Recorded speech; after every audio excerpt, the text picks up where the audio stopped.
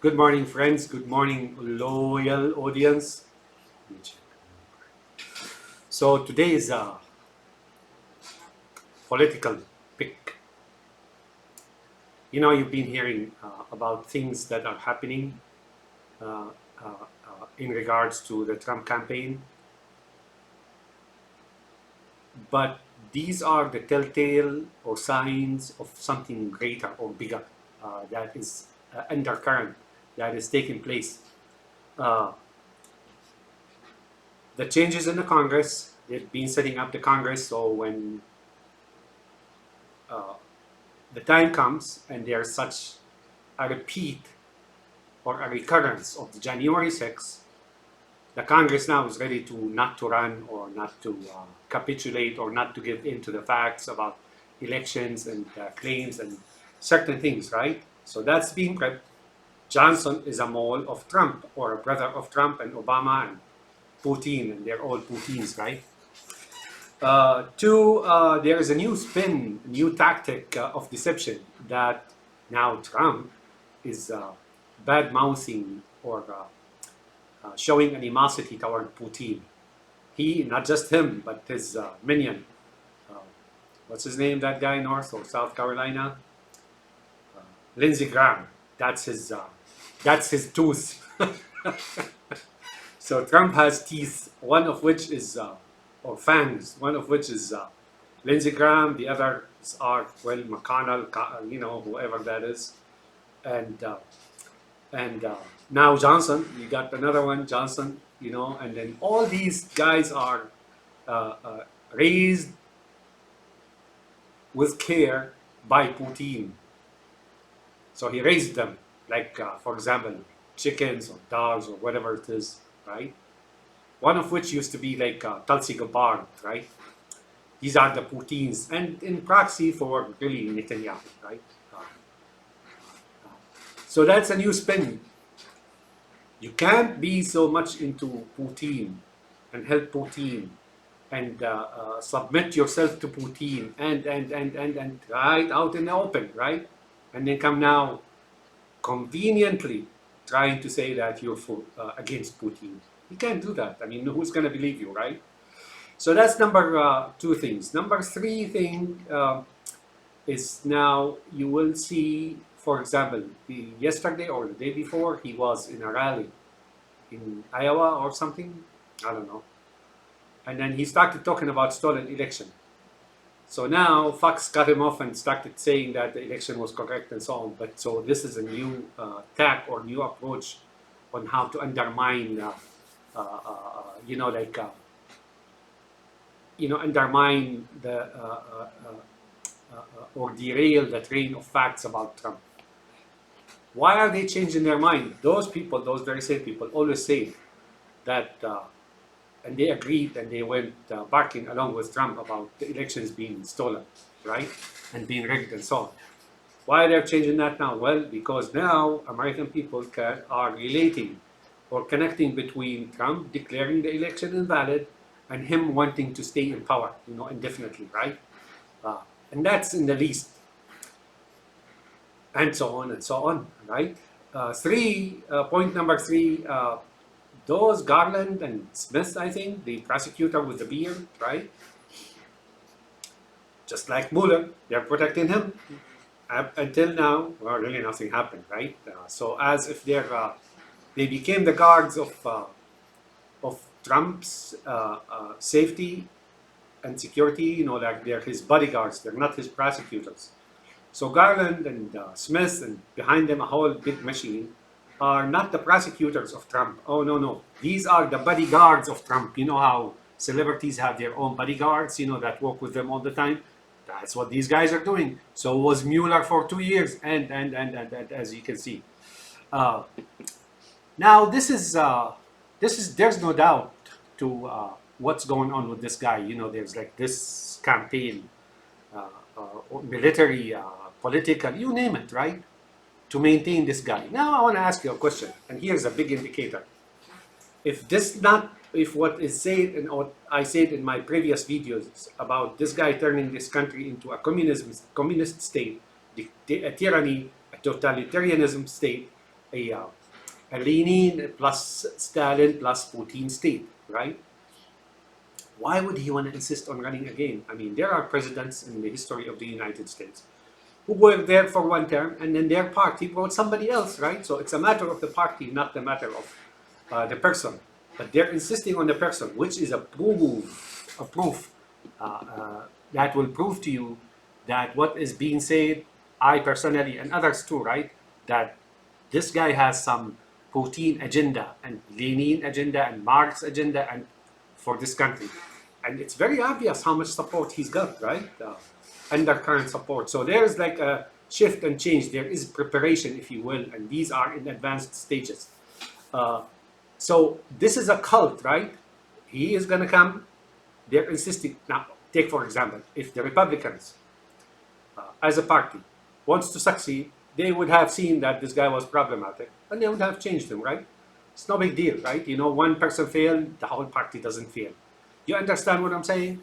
But no, there is something new in the mix on the landscape of politics and power struggle, and right, and that's now the matter of a cult. Now, you may say Lenin and Stalin is big deal, right? You know, like you can't go that far accusing the man of being one of those and converting the United States into such. Okay, compare him to his buddy. He's the bitch of Putin, right? Or his brother, or whatever it is. Compare him to Putin. Putin, how he grabbed the power and how he's changing the constitution, wars, and you compare him to Putin, and that's the least you're gonna get, right? No. What is happening in that Putin, Netanyahu, Trump, Ayatollahs, Assad, and Xi Jinping of China, right? And General Sisi of Egypt, right? General Sisi of Egypt. I swear to God, I'm not going to Egypt anytime soon. I think because I called him General Sisi. The minute I land in the airport, he's gonna arrest me. Although I love my, you know, I love my Egyptian, you know, brothers and so on. I'm a Sunni Muslim, so and so they are. So that's that. There's not what these guys are up to. Their tremendous big machine, right? Is no less than 1984 erected and stood up. Excuse me. So nothing in what's in preparation now is 1984 back into Animal Farm. 1984 was after Animal Farm, right? But then 1984 is the method and the track and the means and the tool and the practice, like medical practice or something. So that's the practice, power practice to return people into Animal Farm. There's something else I want to tell you. What if Trump comes back, right? All that's going to happen in time, right? The tyranny is going to be established, and a lot of people will be eliminated and liquidated and laid to rest, if you will, right? Imagine it like Lenin and Stalin, right? And people getting killed on the sidewalks and so on. The institutions are going to be dissolved, and tyranny. It's a tyranny in the making, right? But there's something else that's attached to him you may not pay attention to, or may not be, you may overlook that fact, and that's cryptocurrency. Cryptocurrency is attached to Trump. I have a feeling that he's gonna make it, he along with those, Xi Jinping of China and Ayatollah and Erdogan and Putin, they are in preparation for that currency, and I think it's attached to him. He may begin immediately on the work of replacing the dollar currency, right, as the fossil fuel, as they call it, by cryptocurrency, because that's the money of the Animal Farm of the New World Order, right? Which have stages, like for example, World War I was the beginning of the destruction of Germany and much of the world, right? At least in the European continent, right, subcontinent. But then it was also a step to World War II. But then that's not the end. There's another step, and that's happening now, right? And there's a big failure so far already, right? But these guys just don't. These guys just don't sit back and relax and acknowledge their loss. So long they exist, they will. You will have to fight them. So long they exist, you will have to fight them. That's that. There's no change to it. So cryptocurrency, basically, imagine it this way: it's virtual. It's like a commodity on the stock market, not controlled by the government or anybody else. No, no, sir, no, sir. You will, no matter how much money you have, no matter how wealthy you are, that's it. They will take your dollars and give you cryptocurrency, and the next day your cryptocurrency value will be dropped down to zero. Imagine it like this: in the movie The Matrix, when they were eating, right, in that steel or metallic room, right? Neo and Mouse and everybody else, right? And the two operators, what's it, Tank and Dozer, right? They're in control, right? They're the original children of Zion, right? Rabbis, right? Uh, Now back to the stages. So the stage of World War One was a stage for World War Two. World War Two was a stage or a second step for a third step. That's happening now. Now ask Rabbi Bill O'Reilly. He'll tell you. He wrote a book called The End of Camelot. You would think he's talking about Kennedy's and so on. No, he's talking about the White House in general as a government of the United States. He's like metaphoring or simile, like metaphor between the United States and England, right, or Britain, right, when they lost the Camelot. That's it, rabbis are in there. Now, that's what he's saying, When Jack Kennedy was killed, supposedly, right, sometimes I suspect that because those who get shot in the head slumped down and he was just still sitting up, right? That's that, right? But then that's not the end of it. That is also a stage. Stage, right? For example, depleting the money of the country of its currency and right, and ethics, dissolution or dissolved girls and boys, right, and then eventually speculative money and investment and so on, and eventually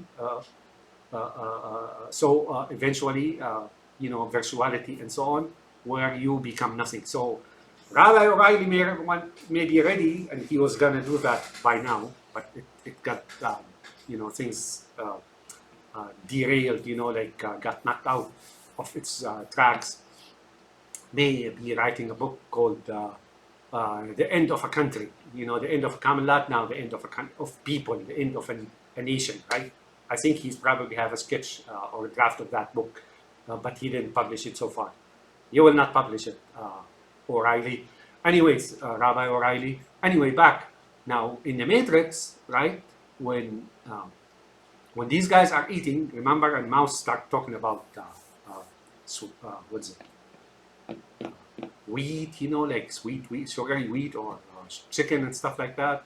Oh, there's much to say about that particular scene, right? But let's restrict I'm going to restrict my commentary about the food, right? And they give him like, he called it runny eggs, and then Dozer says, and then no, Epak says, so it's like a bowl of snot, right? A bowl of snot. That's what he described it, right? But what does Dozer say? Dozer says it's got everything you need, minerals, vitamins, protein, whatever you need, right, in that little bowl. What does that tell you, right? If cryptocurrency comes into pass, right, that's what you will be eating. You will be eating only your needs, minerals, blah, blah, blah, blah. You live like freaking chickens, right, or animals, no marriage, no family, no money, nothing. You just eat and produce like a copperhead, right? You produce energy and ideas and inventions and fight and for, the Tank and those are original children of Zion, right? Of Zion. That's what they're saying. I'm not being anti-Semitic here. So anyways, if that currency comes into effect and replaces the dollar, that's it. Say goodbye to your life. Whatever is left of it anyway, as it is. And that cryptocurrency, I'm beginning to sense it's attached to Trump as a matter of fact. You can question, don't be so bland and too slow about analyzing the guy and what he's done so far and how much protection he's got. And it just can't be. And all that supports the facts, not the theory, the facts about him becoming a dictator. Now, there's no doubt about that, right? Think about it. There are those who are supporting him. Oh, you'll be the first one to go. Oh, believe me, folks. This here, Trump mirrors Ayatollah Khomeini, mirrors Lenin and Stalin, mirrors Hitler, mirrors Mao Zedong, mirrors Pol Pot, mirrors, Assad, mirrors, you name it, right? Mirrors Cromwell, mirrors Robespierre, the French Revolution, that basically erased all that was Francois and then wrote something new. The Pinochet, the Castro, that's them. He's one of them. That's them. You care for your country, or if you don't care for your country, move elsewhere. If you care for your country, then you fight back now. If you don't care for your country, then worry about your own posterity, your own children, and what's going to happen to them. Blah, blah, blah, blah. Have a nice day. Let's start talking. Let's start moving. Now, Trump is talking about guarding the vote, right? He wants the vote to be attended. Fine. It's the machines, right? And if you recall, Al Gore got the popular vote. But now there is a question of the delegate. You delegates, be very careful what you do.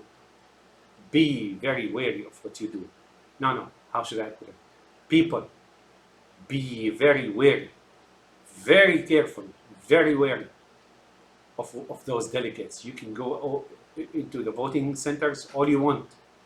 These guys are compromised and they may, in fact, just put him in office.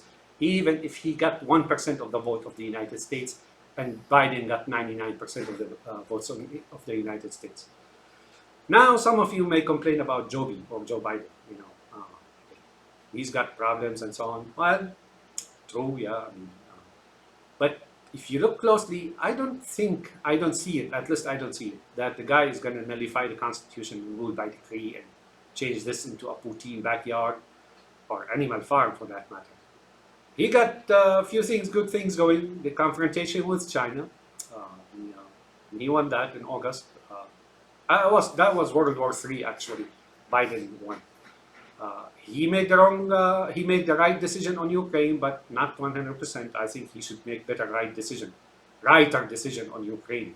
He better, Joby, you better realize the thing you're doing in Ukraine, and you better arm Ukraine to the teeth.